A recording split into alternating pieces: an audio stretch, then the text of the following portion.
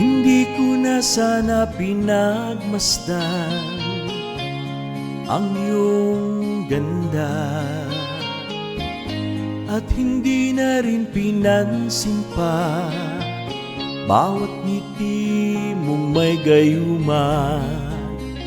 Dahil sa akala ko hindi ako iibig sa'yo, ikaw pala ang aakit sa puso ko.